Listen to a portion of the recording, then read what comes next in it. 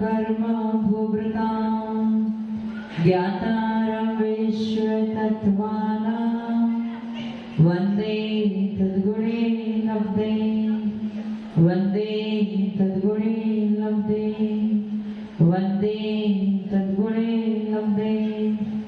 जय प्रभु रमेश भगवान की, दिवालीनाथ भगवान की, अंतिम शासनपति महावीर स्वामी भगवान की, परम पूज्य गुरुदेव श्री आदिसागर महावीर की, विमल सागर सरस्वती सागर जी महाराज की, परम पूज्य दिव्य तपस्वी गुरुदेव श्री सुंदर सागर जी महाराज की, द्वादशाम जिनवाणी माता की, बोले समस्त आचार्य संघ की।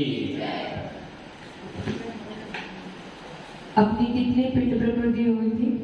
गति, जाति, शरीर, अंगोपांग, निर्माण, बंधन, संघात, संस्थान और सेनन, 9वीं चल रही थी। सेनन कितने प्रकार के हैं? 6 प्रकार के हैं। सर्वप्रथम वज्र, वृषभ, नाराज, सेनन, जिसमें वज्र यानी लोहा, वृषभ यानी वेस्टर्न, नाराज यानी कील और सेनन यानी हड्डी। फिर है वज्र, नाराज, सेनन, वेस्टर्न साधारण है परंतु कील और सेनन यानी कील और हड्डी वज्रमय है। तीसरा था नाराज सेनन, जिसमें वेस्टर्न साधारण है, कील भी साधारण है परंतु सेनन यानी हड्डी वज्रमय है। चौथा था अर्ध नाराज सेनन, जिसमें वेस्टर्न साधारण है, कील भी साधारण है परंतु आधी है और सेनन यानी हड्डी कैसी है? वज्रमय है। उसके बाद क्या था? किलीट सेनन, जिसमें सब कुछ साधारण है और कील नहीं लगी है, एक दूसरे से फंसी हुई हड्डियां हैं। और 5 है असंप्राप्ता स्रोपाटिका सेनन, जिसमें जो हड्डियां होती है वो फंसी हुई भी नहीं रहती, नस के द्वारा एक दूसरे से जुड़ी हुई रहती है। ये 6 सेनन की चर्चा अपनी चल रही थी। कल अपन ने ये चर्चा करी थी कि सेनन किनके पास होते हैं? मनुष्य और तिर्यंचों के पास होते हैं, देव और नारकियों के पास नहीं होते, क्योंकि उनका वैक्रिक शरीर है और वैक्रिक शरीर में धातु उपधातुएं प्राप्त नहीं होती। इतना क्लियर। अब कल और बात ये चली थी कि कौन से सेनन वाला कहाँ तक जा सकता है, मतलब कौन सा जीव कहाँ तक जा सकता है, ये कौन डिसाइड करेगा? आपका सेनन डिसाइड करेगा। तो सर्वप्रथम सबसे हीन सेनन असंप्राप्ता स्रोपाटिका सेनन जो है वो जीव कहाँ तक जा सकता है? 8वें स्वर्ग से आपको ये समझना है कि वो 3 भवन में तो जा ही सकता है परंतु वैमानिक सबसे बेस्ट 4 निकाय के देव होते अपने पास, भवनवासी, वेंतर, ज्योतिष और कल्पवासी। इसमें सर्वोत्कृष्ट देव यदि किसी को माना जाता है तो वो वैमानिक जाति के देव, कल्पवासी देव यानी स्वर्ग के देव। बाकी ये 3 तो मध्यलोक में भी रहते हैं, नीचे भवनों में भी रहते हैं। इस चित्रापृति के नीचे भवनों में भी भवनात्रिक देव, वेंतर जाति के देव रहते हैं। सबसे उत्तम श्रेष्ठ है स्वर्ग के देव, वैमानिक देव। तो यदि मैं कह रही हूँ कि 8वें स्वर्ग तक जा सकते, उसका मतलब क्या? नीचे के देवों में तो वो जा ही सकते। तो 8वें स्वर्ग तक 6 सेनन वाले जा सकते हैं परंतु असंप्राप्त स्रोपाटिका सेनन वाले उसके आगे नहीं जाएंगे। उसके बाद उस सेकंड क्लास कौन सा सेनन था? किलीट सेनन वाला जीव 12वें स्वर्ग तक जा सकता है अथवा 5 सेनन वाले 12वें स्वर्ग तक जा सकते हैं, लेकिन किलीट सेनन वाला उसके आगे नहीं जा सकता। उसके बाद क्या था? अर्धनाराज सेनन। अर्धनाराज सेनन वाला 16वें स्वर्ग तक जा सकते हैं, उसके आगे नहीं जा सकते, अथवा 4 सेनन वाले 16वें स्वर्ग तक जा सकते हैं। स्त्रियां कहां तक जा सकती हैं? क्यों? स्त्रियों के पास 3 हीन सेनन ही पाए जाते। कौन सी स्त्रियों के पास? भाव स्त्री या द्रव्य स्त्री? भाव स्त्री या द्रव्य स्त्री? कल तो बताया था ना, भाव स्त्री कौन होती है? जो मोहिनी कर्मों के उदय की वजह से जो स्त्रीपना होता है, जो अंतरंग के भाव स्त्रियों वाले होते हैं, वो तो भाव स्त्री होगी। यहाँ पे उसका प्रयोजन हमें कौन सा प्रयोजन? जो अंगुपांग नामकरण के उदय से जो स्त्री बना है, जो बाह्य से चिन्ह जिसका स्त्री का है, उसका कौन से सेनन होते हैं उसके पास? 3 हीन सेनन। चतुर्थ काल में भी 3 हीन, पंचम काल में भी 3 हीन सेनन ही होते हैं और इसी वजह से वो 16वें स्वर्ग के ऊपर कौन जाएगा? केवल मुनि मुद्रा धारण के जो निवृत्त मुनिराज है वही 16वें स्वर्ग के ऊपर। हम माता जी भी, शुल्लक जी भी नहीं। और इस काल के मुनिराज जा सकते हैं क्या? क्यों नहीं जा सकते? इस पंचम काल में भी भले वो पुरुष हो अथवा स्त्री हो, सबके पास 3 हीन सेन, परंतु चतुर्थ काल के पुरुषों के पास उत्तम सेनन भी पाए जाते थे। अब कौन सा सेनन आ गया? नाराज सेनन। नाराज सेनन वाला जीव कहाँ जाता है? कहाँ तक जा सकता है? 9 ग्रेवक तक जा सकता है, अर्थात 3 सेनन वाले जीव 9 ग्रेवक तक जा सकते हैं। फिर वज्र नाराज सेनन वाला जीव कहाँ तक जाएगा? 9 अनुदिश तक जाएगा, यानी 2 सेनन वाले जीव 9 अनुदिश तक जा सकते हैं। और फिर वज्र वृषभ नारद सेनन वाले जीव 5 अनुत्तरों में भी जा सकते हैं और सिद्ध शिला पर सिद्ध बन के भी जा सकते हैं। इतना क्लियर हो गया ना? ठीक है। अब ये स्वरों की और सिद्धों की बात हो गई। अब नरक गति की बात करने की। ये सेनन वाले जीव कितना पाप, कितना प्रचुर मात्रा में पाप कर सकते हैं जिसके द्वारा वो नरक में जाए। यदि कोई असंप्राप्त श्रवपाटिका सेनन वाला जीव यदि नरक में जाता है, असंप्राप्त श्रवपाटिका सेनन वाला जीव यदि नरक में जाता है तो वो मैक्सिमम तीसरे नरक तक जा सकता है।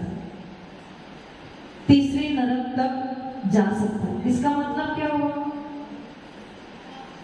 असंप्राप्त श्रवपाटिका सेनन वाला जीव तीसरे नरक तक ही जा सकता है। इसका मतलब क्या हुआ?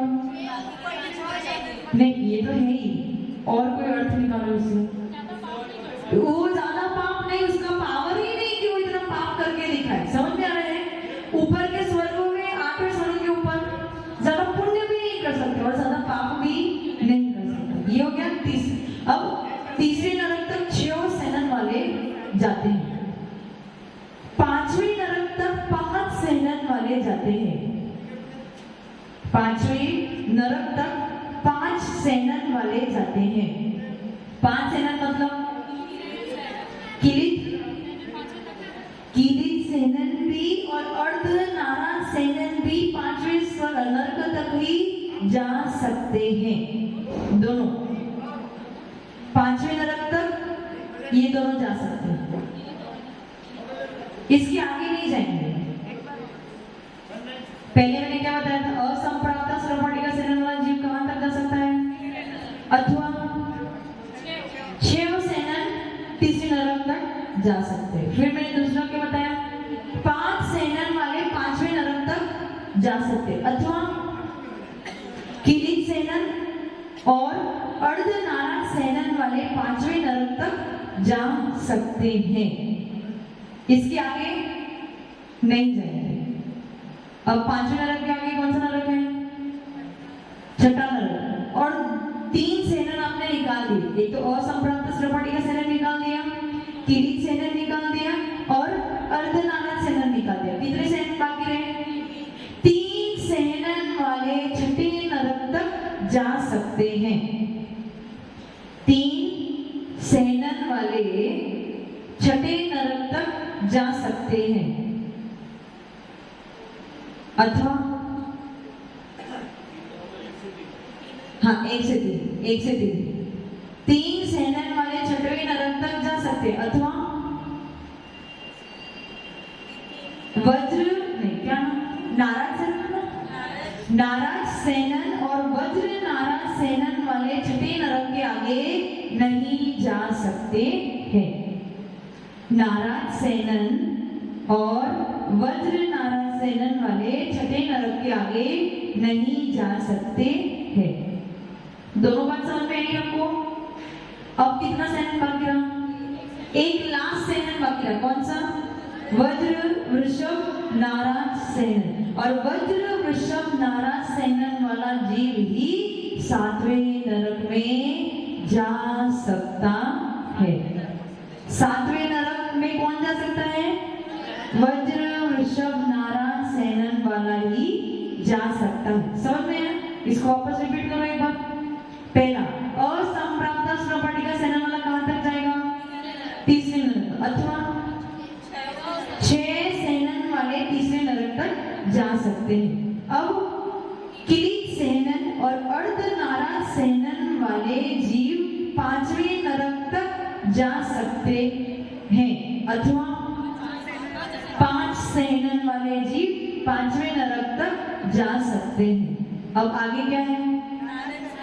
नारद सेनन और वज्र नारद सेनन वाले जीव 6ठे नरक तक जा सकते हैं, अथवा 3 सेनन वाले जीव 6ठे नरक तक जा सकते हैं। आगे क्या बचा? लास्ट वज्र वृषभ नारद सेनन जो सबसे बलशाली जीव है वही 7वें नरक में जा सकता है। इसका मतलब वज्र वृषभ नारद सेनन वाला जीव जो है कितनी यात्रा कर सकता है? वो चाहे तो वो 7वें नरक तक जा सकता है, चाहे तो वो अनुत्तर तक जा सकता है, सर्वा सिद्धि में भी जा सकता है, और चाहे तो सारे कर्मों को नष्ट करके सिद्ध शिला पर सिद्ध भगवान बन के भी जा सकता है। और जो हीन सेनन वाले हैं वो ज्यादा नहीं, तीसरे नहीं, कहाँ तक है? 5वें नरक तक। हीन जो 3 हीन सेनन है, अगर आप भी जाओगे तो कहाँ तक जाओगे? आपको ऐसा लगता है? यदि चले गए तो 5वें नरक के नीचे नहीं जाएंगे। और इसी कारण स्त्रियां जो होती है, स्त्रियों की लिमिट है कि वो इसके आगे नहीं जा सकती हैं, क्योंकि 3 हीन सेनन वाली स्त्रियां होती हैं और वो इसके आगे नहीं जा सकती हैं। समझ में आया? समझ में आ रहा है?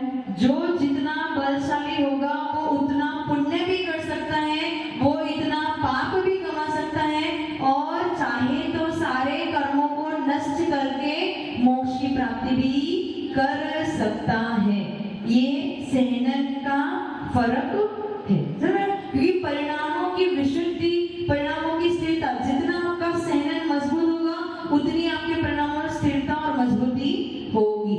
ओके, कितना क्लियर है? अब सेनन जो है कहाँ तक बनते हैं? 6 सेनन है, 6 सेनन है। आपका गुणस्थान कौन सा है? 1 से 4 एक साथ तो हो नहीं सकते। अभी कौन सा है?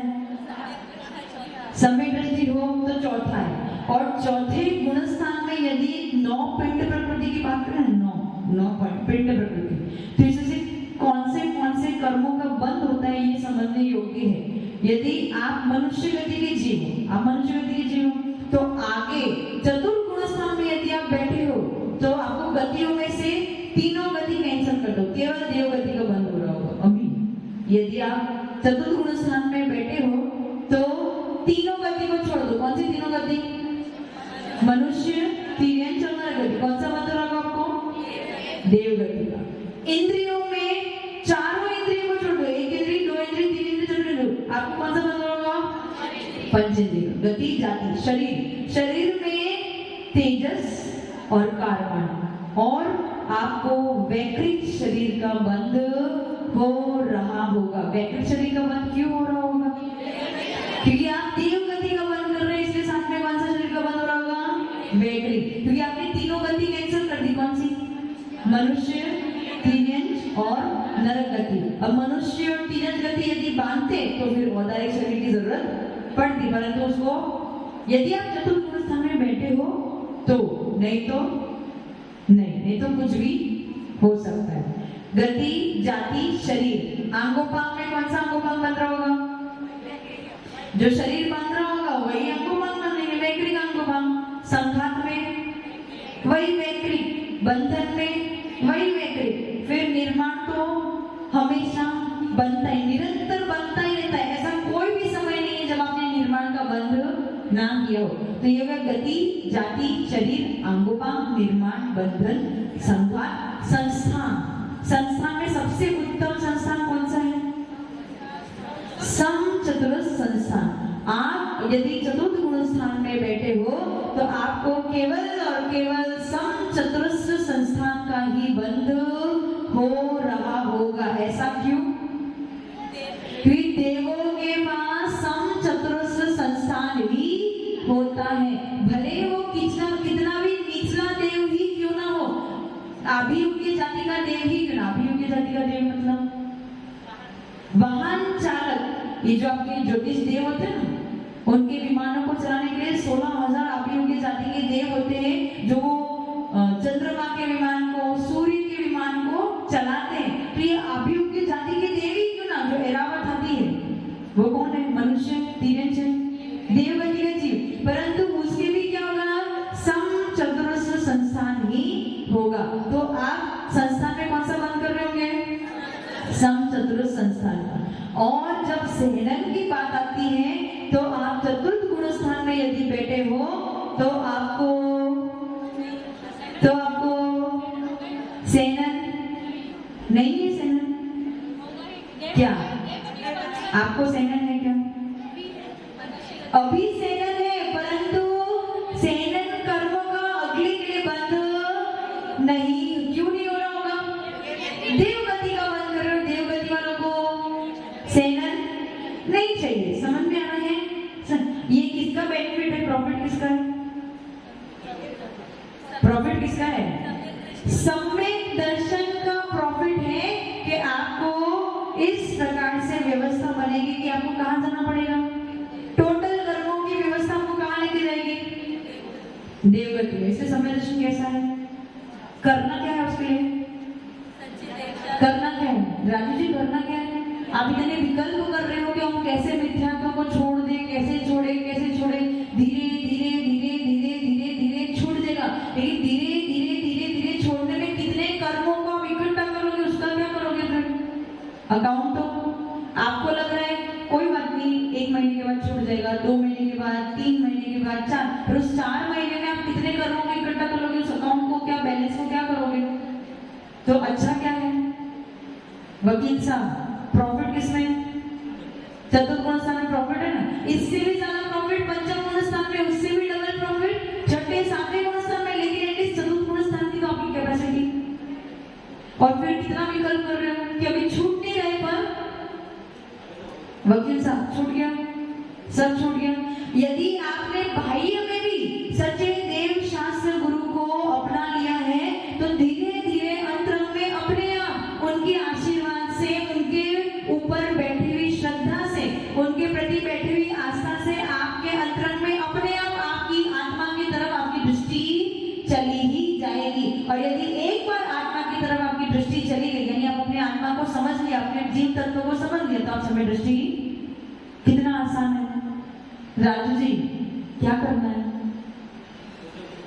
अभी भी कोशिश ही चालू है, चतुर्मास पूरा हो जाएगा। आपको ऐसा लग रहा है बहुत आसान चीज है, मतलब ठीक है, अगर थोड़े दिन के लिए मिथ्या दृष्टि बन भी गई तो क्या तकलीफ है, परंतु मिथ्या दृष्टि जो जीव होता है ना, मिथ्या दृष्टि जीव चारों गति में से कोई भी गति का बन, 5 इंद्रियों में से, 5 जाति में से कोई भी जाति का बन कर सकता है। शरीर में किसी भी शरीर का बन, आयु में से किसी भी आयु का बन। सबसे बड़ा तकलीफ उसके लिए क्या है? मिथ्यात्व कर्मों का बंध भी वो साथ में। सबसे बड़ी तकलीफ कौन सी है? सबसे बड़ा पाप मिथ्या। तो मिथ्या दृष्टि जीव जो होता है वो मिथ्यात्व का भी बंध, वही उसके लिए सबसे बड़ा बोझा। और अब हर क्षण एक दिन में कितने कर्म आए? असंख्यात। मैंने पहले बहुत स्टार्टिंग में क्लास में बताया था, एक समय में कितने कर्म आते हैं? सिद्धों के अनंत भाग और अभव्य से, सिद्धों के अनंत गुणे और अभव्य से अनंत में, गलत बोला मैंने? अच्छा, अभव्य से अनंत गुणे और सिद्धों के अनंत में भाग कर्म आपके पास हर समय आ रहे हैं, और जब उनको तोड़ना पड़ेगा तब क्या करोगे? यदि आप चतुर्थ गुण स्थान में आ गए तो आपने करीबन कितनी प्रकृति नष्ट संपर्क कर दिया होगा? एक तो पहले गुण स्थान में 16, दूसरे गुण स्थान में 31, 16 और 31 कितने हुए?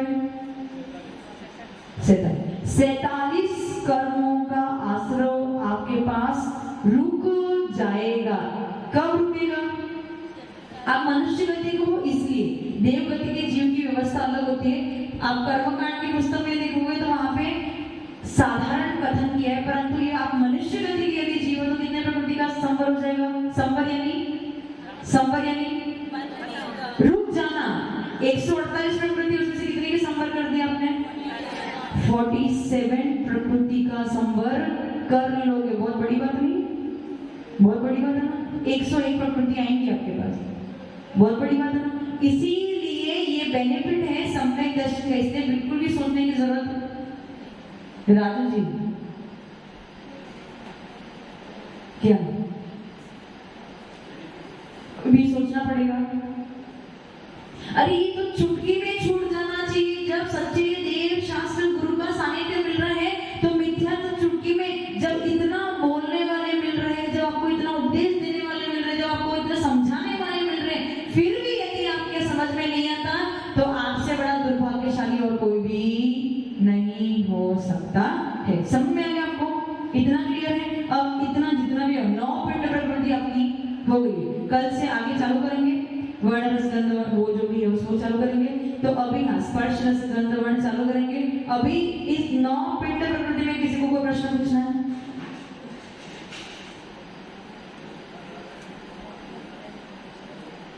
कोई प्रश्न नहीं?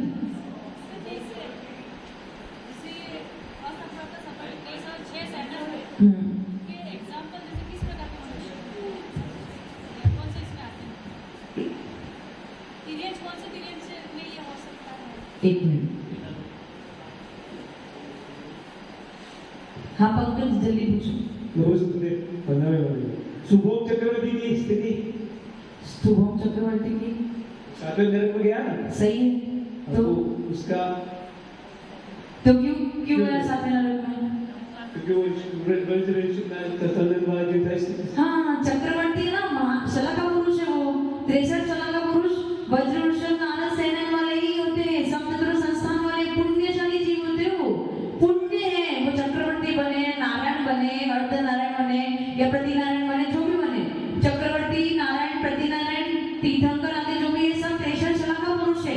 वो जिस वेग से पुण्य कर सकते हैं वो उतनी ही वेग से पाप भी कर सकते हैं। उनकी परिणाम में जो विशुद्धि बढ़ सकती है तो उनके परिणाम में उतना ही विकार भी उत्पन्न हो सकता है। आपका प्रॉब्लम क्या है? आपकी विशुद्धि भी उतनी नहीं बढ़ सकती और आप विकार भी इतना नहीं कर सकते हो, और उनमें वो सामर्थ्य होती है कि वो कर सकते हैं। इसलिए चक्रवर्ती की कितनी गतियां हैं? कितनी गतियां हैं? 3 गति है। चाहे तो वो नरक में भी जा सकते, चाहे तो वो स्वर्ग में भी जा सकते और चाहे तो वो मोक्ष भी जा सकते। क्यों जा सकते? क्योंकि उनके पास वज्र वृषभ नारद सेनन होता है। नारायण और प्रतिनारायण तो फिक्स है, कहाँ जाएंगे?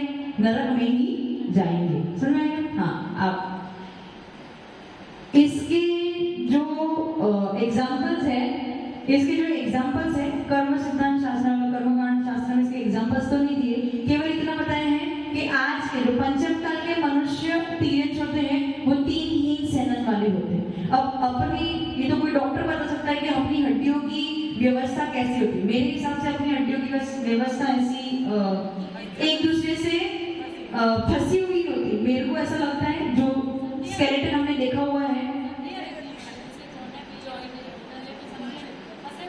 फंसे हुए रहते ना, तो इस हिसाब से तो 5th वाला सेनन लग रहा है। लेकिन जब कह रहे हैं, आचार्य भगवान कह रहे हैं कि मनुष्य और तीर्थ दोनों के पास 3 हीन सेनन रह सकते, तो वो हीन सेनन वाला भी हो सकता है। इस पे हम कोई ज्यादा इसमें बता नहीं सकते, परंतु शास्त्र में सरी सर्प का उदाहरण दिया है असंप्राप्त स्त्रपाटिका सेनन को समझाने के लिए कि जैसे उसकी हड्डियां नस से जुड़ी हुई थी, एक दूसरे से बंधी भी नहीं होती, नस के द्वारा वो बंधी हुई होती, तो वो असंप्राप्त स्त्रपाटिका सेनन का एक एग्जाम्पल है। इसीलिए जब हम हमारी वज्रमयी हड्डियां, तो ये वज्रमयी हड्डियां कहाँ तक होती है? चौथे तक होती है। और अपनी वज्रमयी हड्डियां नहीं होने के कारण जब हम गिर जाते हैं, मतलब थोड़ी सी भी अगर ठोकर भी लग जाती है तो तुरंत क्रैक आ जाता है। समझ में? सेनन वाले हैं इसमें। हाँ, और कोई प्रश्न?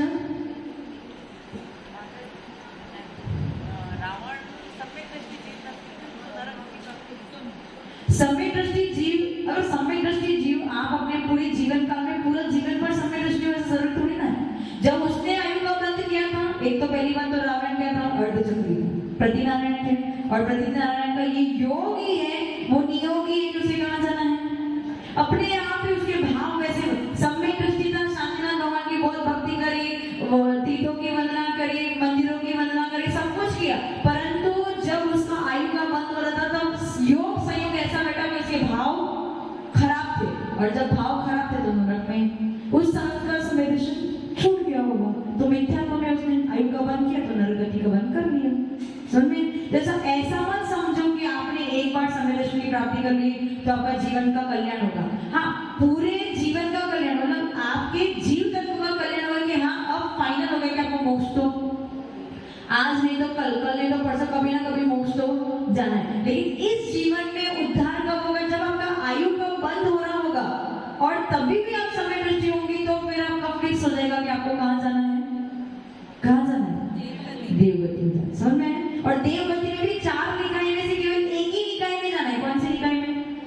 कल्पवासी देवों में ही जाना, वैमानिक देव, भवनत्रिक में, भवनवासी में भी नहीं जाओगे, व्यंतर में भी नहीं जाओगे, और ज्योतिषी देव में भी, और वहां ऊपर जाके कल्पवासी देव में भी कोई निचली जाति का देव जो ऊपर ऊपर की क्रीम होता है ना, वो मिलेगा। समझ में है? ये किसका प्रभाव है? तो राजू जी, यदि किसी टीचर, आप टीचर थे, आपने किसी स्टूडेंट को इतना मन से इतनी बार पढ़ाया होता, और यदि फिर भी वो स्टूडेंट इस बात को मानने को तैयार नहीं होता तो आपको क्या लगता? पर हमें तो बुरा नहीं लगेगा क्योंकि हम तो अपना काम करते हैं। अब आपको करना नहीं करना है आपके हाथ में। हमें पता है, हम अपने समय दर्शन और मिथ्यात्व के बारे में बता सकते हैं, आपके बारे में तो हम बता नहीं सकते।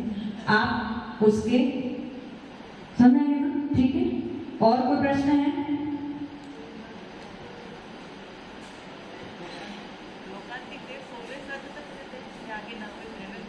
लोकांतिक देव तो 5वें स्वर्ग में बाहर की साइड रहते हैं।